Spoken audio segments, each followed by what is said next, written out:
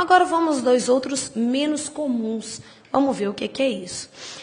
Vocês conhecem essa frase? Amar a Deus sobre todas as coisas? Isso é uma frase da...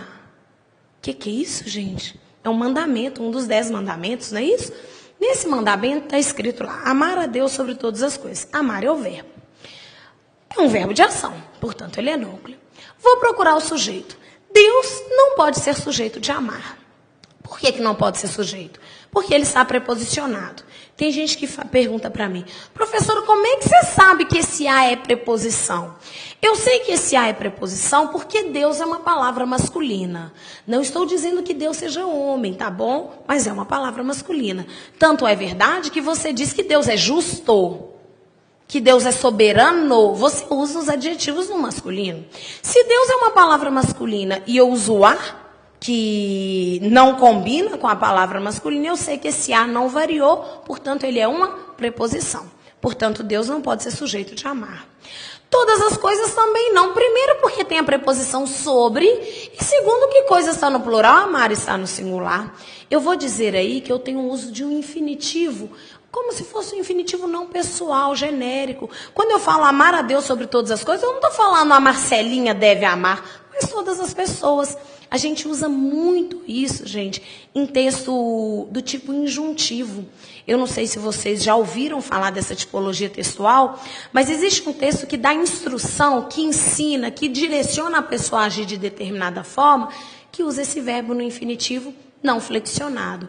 Quando você abre uma receita de bolo, ele não fala assim, ó, Pedrinho, você deve... Não é isso não, ele fala bater as claras em neves, juntar 2 colheres, pode até usar o imperativo também. Eu posso dizer, bata as claras em neve, junte e assim por diante. Mas eu posso usar esse infinitivo também.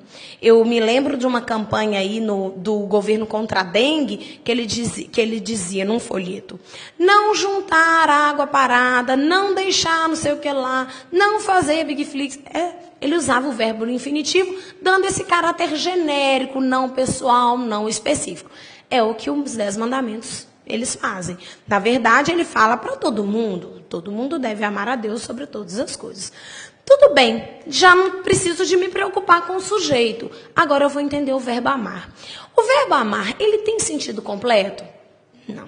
Você só ama se tiver algo a ser amado, não é assim? Você só ama o seu marido ou sua esposa se você tiver um marido ou uma esposa para amar. Você só ama o seu cachorrinho se você tiver... Não é verdade? Quem ama, ama alguma coisa ou ama alguém. O verbo amar tem acepção ampla. Você pode amar o pai, amar o filho, amar o João, amar o Pedro, amar a Marcela e assim por diante. Se ele tem acepção ampla, sentido amplo, ele precisa de algo para restringir sua significação. Agora, ainda que eu não saiba disso, amar eu já sei que é um verbo de ação e já sei que é núcleo. Depois que eu tiro o núcleo, o resto está ligado a ele. Alguém vai me perguntar, professora, por que você fez 2 grupos aí?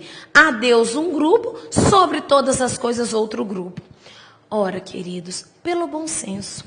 Se eu fizesse uma estrutura única, como se fosse um grupão, um blocão, a Deus sobre todas as coisas, imagine só que Deus seria o núcleo dessa estrutura, poderia ser. Sobre todas as coisas é uma qualidade de Deus? É uma característica de Deus? Ou é como eu devo amar Deus acima de tudo? Amar demais? Amar infinitamente? Na verdade, ele está se ligando aí ao verbo amar. Semanticamente, eu sei que sobre todas as coisas é como eu devo amar, de que forma eu vou amar a Deus acima de tudo. Tudo bem. Já sabemos então que amar é um verbo de ação, que ele é núcleo, depois que eu tiro o núcleo, o resto está ligado a ele. Fechou. Agora responde aqui para mim. Amar. Quem ama, ama alguém. Você só ama se tiver algo, alguém a ser amado. Esse verbo ele pede complemento para restringir sua significação. O complemento está aí. A Deus. Vou dizer para você que quem ama, ama alguém. A Deus completa o sentido do verbo, restringindo a significação deste verbo. Portanto, ele é um complemento verbal. É aí que a porca torce o rabo. Se eu fosse analisar esse complemento verbal de uma forma direta, sem atribuir muita informação, eu diria que Deus é a palavra mais importante, que entre o núcleo e o verbo existe um elemento chamado preposição, portanto, eu chamaria esse complemento verbal de objeto indireto. Mas o que a gente não leva em conta é que complemento verbal é algo exigido pelo verbo. Essa é uma matéria que nós vamos aprender lá na frente, chamado de regência verbal. Gente, o próprio português, ele te direciona a análise. Se é regência verbal, o verbo é que rege, ele é que manda, ele é que é o chefe. E se ele é o chefe, ele que vai direcionar o tipo de complemento exigido. Ou seja, o verbo é que é o núcleo. Ele é que manda, ele é que exige, ele é que vai pedir um tipo de complemento, direto ou indireto. Esquece a Deus e olha o verbo amar. Quem ama, ama alguém. Tira esse complemento e coloca outros. E eu sugiro que você use masculinos para você perceber de forma clara a preposição.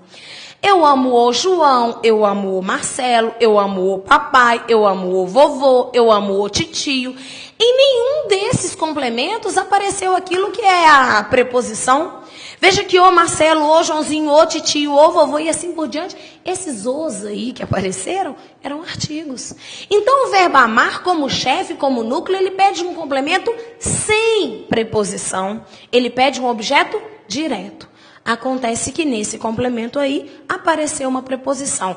Não pela exigência do verbo, mas pela característica do próprio complemento. Portanto, eu vou chamar isso aí de objeto direto preposicionado. Alguém vai dizer, e eu também já tive esse momento de revolta, sabe, gente? Eu já tive esse momento de que absurdo, se o trem tem preposição, por que raios já não chama logo de objeto indireto? Simplesmente porque o nome do complemento é exigência verbal e o verbo amar não pede preposição. Se eu chamasse o a Deus de objeto indireto, eu colocaria o verbo amar no mesmo patamar do precisar, por exemplo. E é diferente. O verbo precisar, em todas as circunstâncias usadas, na verdade, ele vai pedir um complemento com preposição. Eu preciso de ajuda, eu preciso de apoio, eu preciso de amor, eu preciso de satisfação, e assim por diante.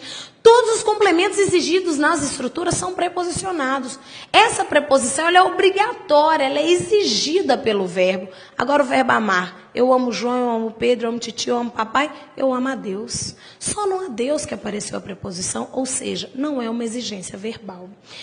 Não é toda instituição que cobra isso, não, mas só para vocês terem uma ideia, uma noção. Se fosse uma prova do CESP, por exemplo, preciso de auxílio. Olha o que eles poderiam te perguntar. Obviamente, não numa frase simples como essa. O uso da preposição de é justificado pela regência do verbo precisar? É. Quando ele te pergunta isso, ele está te questionando o seguinte: esse de é exigido pelo verbo precisar? Ou seja, se tirar, fica errada a frase? Fica. Amar a Deus, esse a é exigido pela regência do verbo amar? Aí não.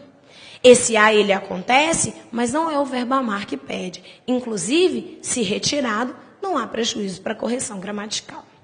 Alguém vai virar e falar assim comigo. Eu tive um aluno que falou comigo: ah, professor, então agora eu vou colocar a preposição aonde eu quiser. Ah, eu vou comprar ao barracão, eu vou vender ao carro, eu vou convidar ao Joãozinho, eu vou chamar ao Pedrinho e assim por diante. Não é bem assim, não. Nós vamos entender isso melhor na regência. Na verdade, a gramática ela não sai permitindo tudo só para ter exceção, não. Só para encher o saco de vocês, não. Não é por aí, não. A gramática ela abre outras possibilidades na tentativa de ampliar a significação e possibilitar novas informações, novos contextos, novas ideias, na verdade, novas situações de uso da língua.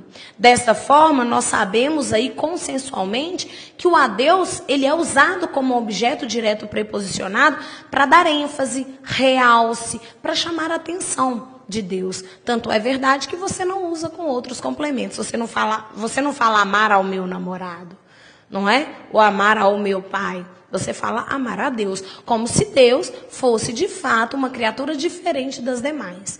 Tem gente que quer enfatizar demais, enfia uma crase ante Deus. Aí não, aí já exagerou. A preposição já dá ênfase, realce, chama atenção de forma bastante suficiente. Não precisa de mais nada em relação a isso.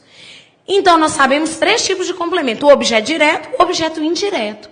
E o objeto direto, que o verbo exige um complemento sem preposição, que por algum motivo veio preposicionado.